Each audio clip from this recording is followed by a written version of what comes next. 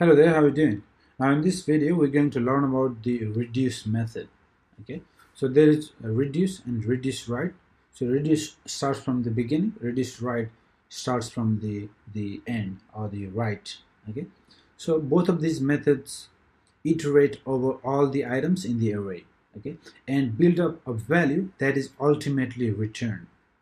Let's create an array numbers 3 4 5. So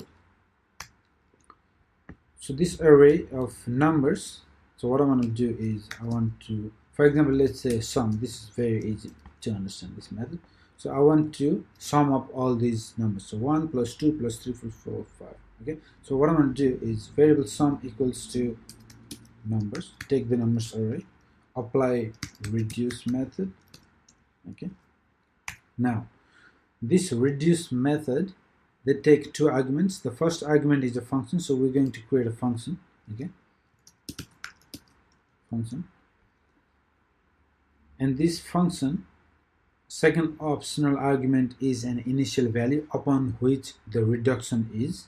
Okay, so that is also possible, that's optional. Okay, so we're going to do with this function, the function passed into here, this function takes 4 arguments. Okay, so it takes previous value, okay, previous value, it takes current value, it takes the index, and it takes the array that is working on.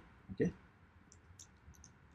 return, for example, let's say return previous value plus current value. Okay, so let's see it in the console. Let's sum. Okay, so let's see the result first, and as you can see it's 15. So the reason we're seeing 15 is 1 plus 2 3, 3 plus 3 6, 6 plus 4 10, and 10 plus 5 15. And this method works exactly the way I counted. So let me explain line by line. So the array of numbers has 5 items, right? 1 2 3 4 5. So the function will iterate 5 times. So the function will run 5 times. Okay, so second time when it runs the first time, the first value, previous value is 1, current value is 2 when it runs for the first time. So as a result it becomes 3. Okay, now the second time when it runs, the current value becomes previous value becomes 3 because it already ran 1 plus 2, so it became 3, and then that time the current value will be it goes to this one, so 3 plus 3 is 6. So then again when it comes to another iteration, that time it is already added 1 plus 2 plus 3, so it becomes 6, then it adds 4, so it becomes 10. Then again another time it comes iterating, and it is already 10, adds 10 or 5 more, and it becomes 15. So that's how it works. Behind the scene, I don't know how it does, it's extremely powerful, but the result we get here is pretty amazing. So it just goes through each of them, give us the value. So this is a very basic example of reduce.